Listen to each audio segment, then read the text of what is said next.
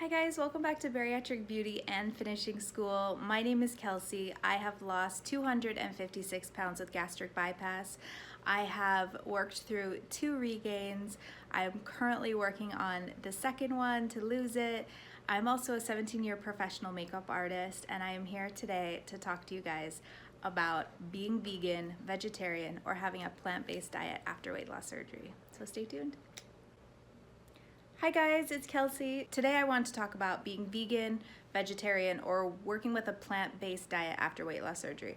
I get a lot of questions because I've been talking to you guys a lot about my different diets or my different food options that I've been exploring in the last year or so. I want to talk to you guys about why, what's been going on, what's been working, what doesn't work, and that kind of thing. So to get started, about a year ago, I ruptured or tore 3 of the tendons in my left leg. I still have a pretty significant injury from it, meaning I can't do much walking or standing, which really sucks.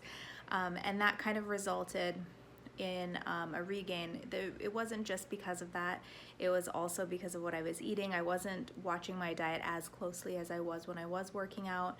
So coupled together with my blind eye, I am about 50 to 60 pounds heavier than I would like to be. I have lost some weight since kind of restarting about a month ago, so I am down about 14 pounds now, so that's really exciting news. But I want to talk to you guys today specifically about what I eat.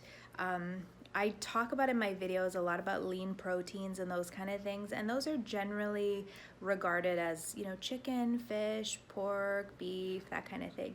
I have in the last probably 6 months started a plant-based diet. So I was a vegan for 3 to actually maybe 5 months at the beginning of this year. Being vegan was excellent.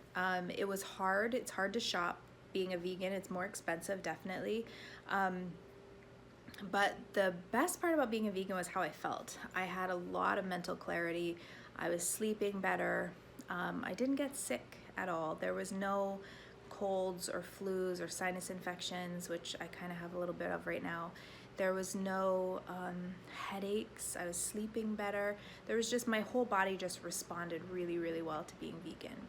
About 5 months into that, or about 4.5 months into that, my doctor did tell me that I needed to start incorporating more animal protein for healing for my leg.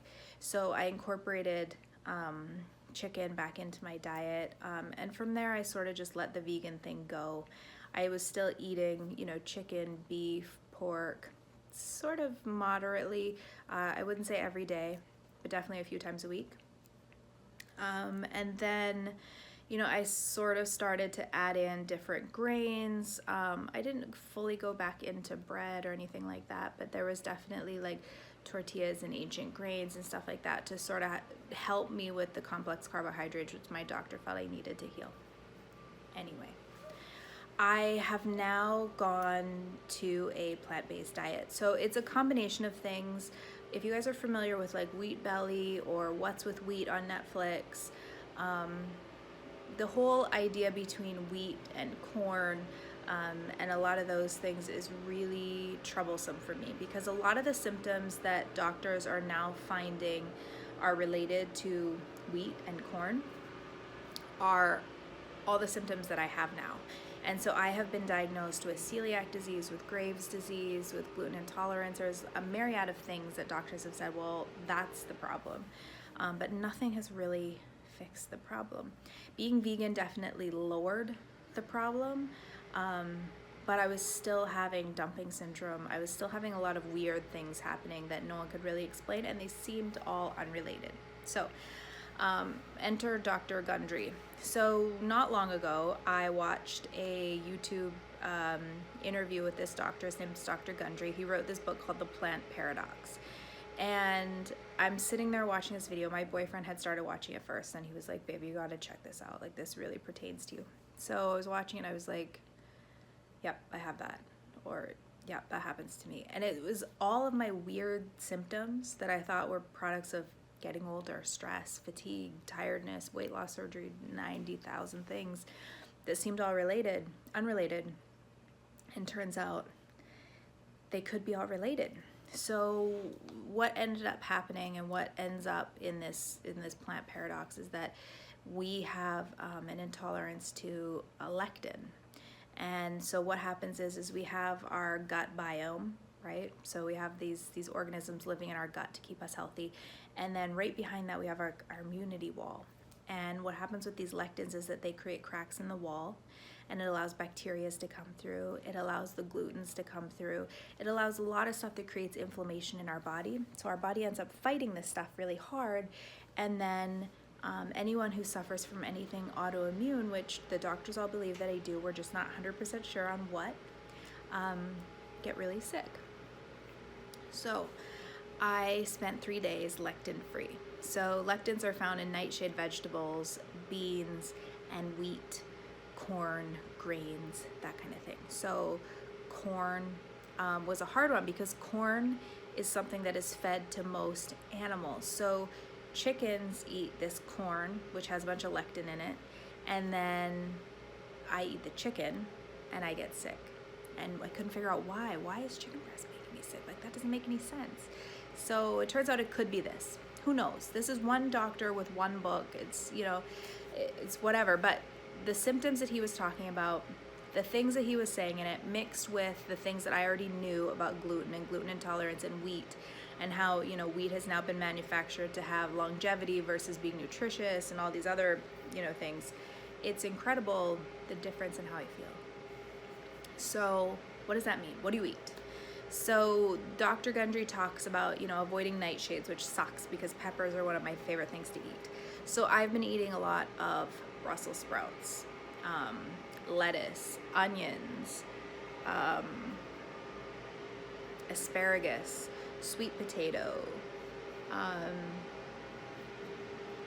broccoli, cauliflower, carrots. I used to eat, when I was vegan and even sort of in a vegetarian sort of mindset, I ate a lot of beans. So beans are still on the table, but only once they're pressure cooked.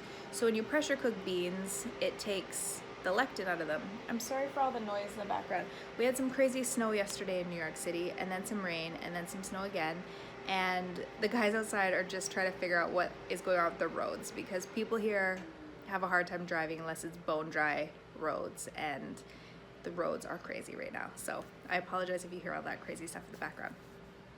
Anyway, so lectins are broken down in a pressure cooker. So the old days, you know, and all those old like Latin American cooking and, you know, old elderly Latin American people, like they lived a really long time, right? And why is that? Like, we're talking about they're eating all this stuff you're not supposed to be eating. How are they living for a long time? Well, it's because they're cooking the crap out of their grains. They're pressure cooking it. And, you know, ask if you have any Latin American friends, ask them to ask their grandmas why they did that. And they're going to tell them it's because that's how they were raised. It's how they get the most nutrients out of the food. So anyway, I haven't tried beans again yet, but I will try them in the pressure cooker. So how do I feel? I feel amazing. Eating a plant-based diet has always agreed with me. I like meat a lot. I love, you know, ham, or, you know, turkey's coming up for Thanksgiving. I sort of got over chicken when I had weight loss surgery because that's all I ate was baked chicken breast for a really long time. But yeah, so one of the other things that they talk about is, you know, you can eat meat. This is not a vegetarian diet, but you have to be really, really picky about the meat that you do eat. So if you're going to eat meat, it needs to be grass-fed, free range, like pasture something meat. If you want to look more into it, you can Google the plant paradox and see what he has to say about meat, because we don't know what the animals are fed, right? And if it says free range or it says organic and that kind of thing, all that means is those chickens have to be in a warehouse and they have to have a door that opens to the outside, and it has to be open for an hour a day so that the chickens have the option to go outside even if they can't get out there, and that can be considered free range. So that's really, really sad and scary. So double check all this information, because A, I'm not a doctor, B, I'm not an animal rights activist. I don't know all the specifics, and I may be giving you some wrong information. So please, please, please double check all the info I'm telling you before you jump on this, but it has made a big difference to me. I can tell in the way I feel, the way I think about food. It took away all the cravings, you know. Even when I am full into maintenance mode, or I'm eating really, really healthily, or I'm doing all the things I should be doing, I still get cravings for chocolate, for bread, for salt, these kind of things. The cravings have all but disappeared. So that's really, really powerful. The other thing I wanted to tell you guys, or just touch on lightly, and I'll probably do a video on it later once I've done it for a little bit longer, is intermittent fasting. So intermittent fasting for me has looked like this. So I get up in the morning to take my little guy to school. I have a protein coffee around 8 o'clock. So I have my lunch probably around noon or 1. I have another protein shake around 3-ish. I have dinner between 5:30 and 6:30. So by 7 o'clock, I don't eat again. So from 7 p.m. till 8 a.m., so that's 13 hours, I have what's called intermittent fast. So in that time, I only have water or green tea, and it just allows my body to sort of reset. Now, why is that important? First of all, so you're not overeating at night, because a lot of us struggle with eating at night. The second thing is intermittent fasting is shown to help the body to target fat first, to burn for energy. So intermittent fasting goes a lot along with the keto diet, which I do not prescribe to the keto diet for weight loss surgery people, for anyone really, but especially for weight loss surgery people. If you want, I can make a separate video on why I think it's bad for you, but I just do. But intermittent fasting does go along with that because, and the reason why it works so well is because your body doesn't naturally target fat to burn first for energy. When you're intermittent fasting, your body sort of goes into hibernation mode, and then it targets that fat to burn first. So I have found with intermittent fasting, I am not eating at night, I'm not overeating, I'm sleeping better because I didn't eat a whole giant meal or a bunch of crappy snacks or whatever before bed. And when I wake up in the morning, I feel refreshed, I feel awake and alert, no headaches, that kind of thing. So if you're interested, intermittent fasting is really, really cool. I suffer from reactive hypoglycemia, meaning I get low blood sugar drops very frequently and easily, and intermittent fasting has not affected that. So a lot of people talk about, well, I need to eat every 3 hours because I have hypoglycemia. For whatever reason, I think it's because of the things I'm putting in my body during the day. I am not having those blood sugar crashes while fasting. So that's great. I would like to push my fast up a little bit longer. I'd like to get it to like a 16-hour, but right now I'm just focused on resetting my diet and getting all that under control before I start to add in anything else. So that's what's going on with me. So what do I eat? What do I eat? What's my day look like? I get up in the morning, I have my protein coffee. Around 11, 12-ish, if I'm still hungry but I'm not ready for lunch, I'll have another protein coffee. For lunch, generally is a protein shake and a salad. What I mean by salad is like a romaine with carrots, with onions, with cucumber, sometimes with roasted vegetables, that kind of thing. I tend to have like a fairly big, healthy salad. I don't do a lot of salad dressing. I do olive oil, usually in salt and pepper, sometimes olive oil with balsamic. Look up the benefits of olive oil because it's pretty incredible if it's good, pure olive oil. Check your labels because a lot of the olive oil we buy in the grocery store is mixed oil with a bunch of other stuff that you don't want. Moving on. Afternoon, I will have another protein coffee. Sometimes I'll have a protein shake. Bariatric Eating just came out with these 2 new awesome things. One's called a super sipper, and it is a chicken vegetable like soup broth, and it is, oh my God, delicious. I had it for the first time. My mouth is watering right now thinking about it actually. It's amazing. And then they also came out with a Western omelet that you can mix with water really fast to make. So those are other options.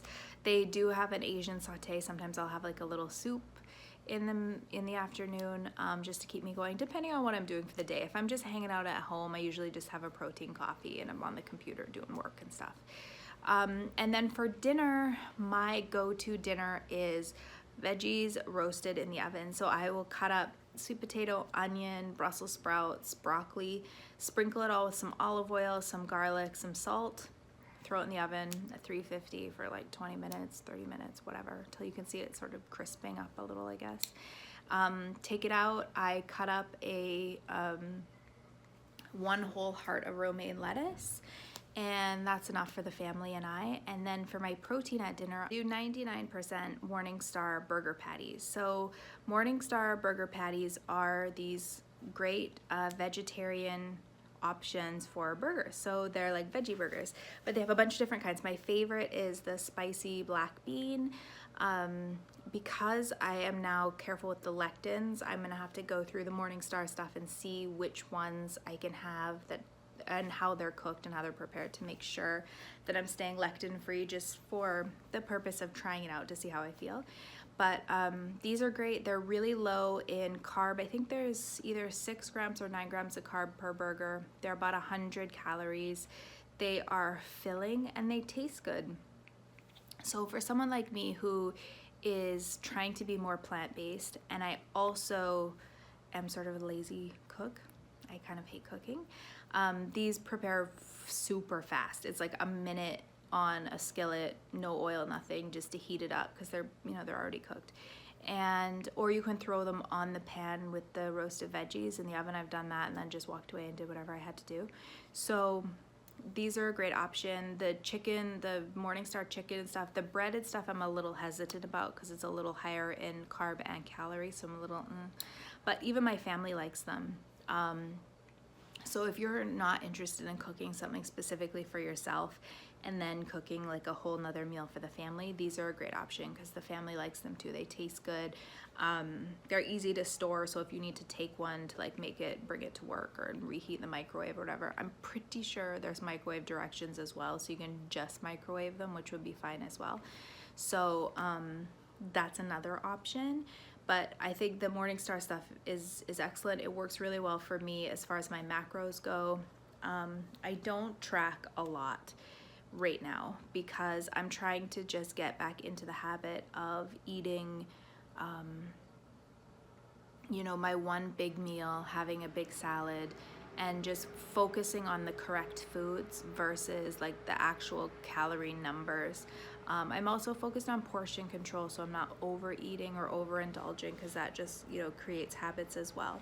So those are there, but I do track. If I find it's a meal I'm having frequently, I do check it out and make sure it's within my macros range, and the Morningstar stuff really is. So after dinner, I like to have some tea if I'm still hungry. And you know, for women around our time of the month and the cycle, your hormones kind of go crazy and you find yourself like just, you want to eat your own arm. You're so starving all the time.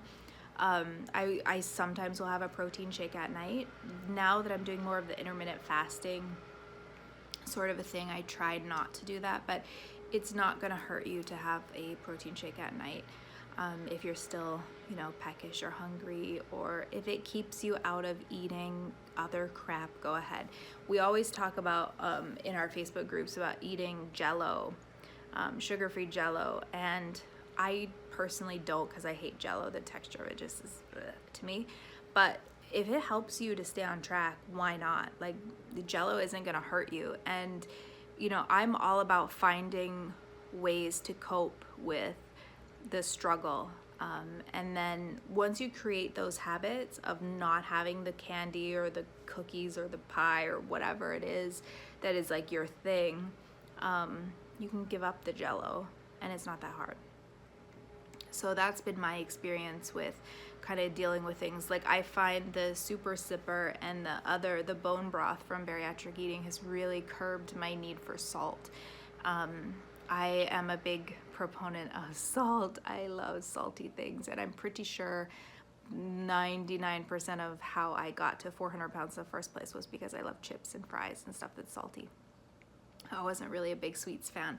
So that has really helped me there. And then after you kind of cut those cravings and those cravings sort of dissipate a little bit, you find that you don't need it as often. And that's really, it's a really nice, powerful thing to feel. You don't feel like you're held hostage by your cravings anymore. So that's that. So If you're interested in being on a plant-based diet after weight loss surgery, it is totally doable. It does take a little bit of extra planning, especially if you travel a lot, if you have a family, if you eat out.